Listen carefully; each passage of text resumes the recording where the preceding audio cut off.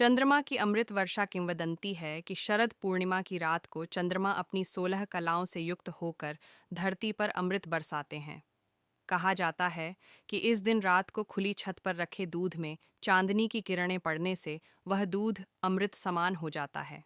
लोग इस दूध को अगले दिन प्रसाद के रूप में ग्रहण करते हैं, जिससे शरीर और मन दोनों स्वस्थ और शांत रहते हैं। माता लक्ष्मी की कथा, कोजागरी कथा। शरद पूर्णिमा की रात को देवी लक्ष्मी पृथ्वी पर भ्रमण करती है।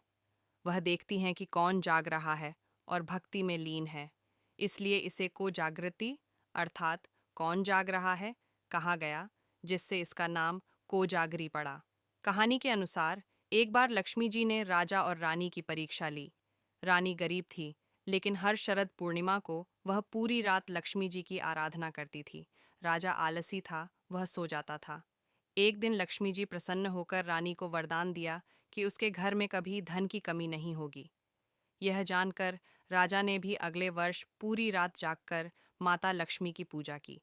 तब से यह परंपरा चली आ रही है कि इस रात जो व्यक्ति जाग कर माता लक्ष्मी की पूजा करता है, उसके घर में समृद्धि आती है। भगवान श्री कृष्ण और रास लीला ब्रज क्षेत्र में यह रात और भी विशेष मानी जाती है।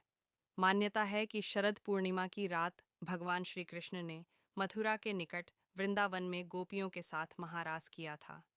यह रासलीला दिव्य प्रेम का प्रतीक है। कहा जाता है कि जब गोपियां श्री कृष्ण के प्रेम में मग्न हुईं, तो श्री कृष्ण ने अपनी योग माया से प्रत्येक गोपी के साथ अलग अलग रूप धारण किया और सभी के साथ नृत्य किया। उस रात चंद्रमा अपनी पूर्णता में था और उसकी शीतल किरणें वृंदावन की भूमि को अमृतमय बना रही थीं। यही कारण है कि इस रात को प्रेम, भक्ति और आत्मा की एकता का पर्व माना जाता है। कृषि और प्रकृति से संबंध वैज्ञानिक दृष्टि से भी शरद पूर्णिमा का महत्व है। ये वह समय होता है जब वर्षा ऋतु समाप्त हो जाती है और शरद ऋतु आरंभ होती है। इस समय वातावरण में नमी और ठंडक बढ़ती है। चांदनी रात में रखे दूध पर चंद्रमा की किरणें पड़ने से उसमें औषधीय गुण